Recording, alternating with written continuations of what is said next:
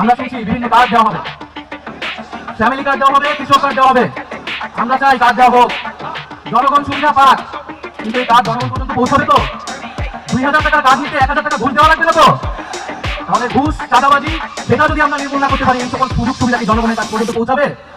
একদিকে বলা হচ্ছে কার্ড দিবে, আরেকদিকে ঋণ খেলাপিদেরকে সংসদে নিয়ে যাওয়ার চেষ্টা করা হচ্ছে, নির্বাচন কমিশনকে ব্যবহার করা হচ্ছে, আদালতকে চাপ প্রয়োগ করা হচ্ছে। ফলে কেমন বিচারিতা? যদি প্রকৃতপক্ষে জনগণকে সুবিধা দেওয়ার নিয়োগ থাকে, তাহলে কেউ ঋণ খেলাপিকে নমিনেশন দিতে পারে না।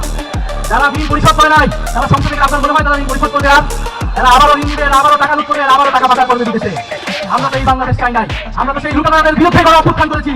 ফলে নতুন কোনো লুটেরাদের আমরা ক্ষমতায় যেতে দেবো না, বাংলাদেশের জনগণ তাদেরকে ক্ষমতায় যেতে দেবে না। সংগ্রামী বন্ধুগণ, বলা হচ্ছে বস্তিবাসীকে ফ্ল্যাট দেওয়া হবে। বস্তিবাসী ফ্ল্যাট চায় নাই আমাদের কাছে, আপনাদের কাছে। বস্তিবাসী চায় নিরাপদ জীবনের নিশ্চয়তা, বস্তিবাসী চায় মর্যাদাপূর্ণ কর্মসংস্থান। বস্তিবাসীকে ঢাকা শহরে আজ পর্যন্ত যারা ফ্ল্যাট দেওয়ার অঙ্গীকার করেছে, তারা বস্তি উচ্ছেদের পরিকল্পনা করেছে। তারা বস্তিতে আগুন লাগিয়েছে, বলা হয়েছে আপনাদেরকে ফ্ল্যাট দিব, আপনারা বস্তি থেকে উচ্ছেদ হন। আমরা কোনো ভয় এই ধরনের কোনো প্ল্যান নাই। জান্নাতের মালিক আল্লাহ, অবশ্যই মহান সৃষ্টিকর্তা, আর ভোটের মালিক জনগণ, ভোটের মালিক নাগরিক।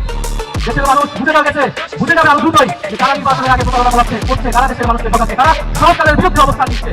আমরা ঐক্যবদ্ধভাবে দেশের বিরুদ্ধে, দুর্নীতির বিরুদ্ধে, আইন কামের পক্ষে আমরা নতুন বাংলাদেশ গড়ে তুলবো।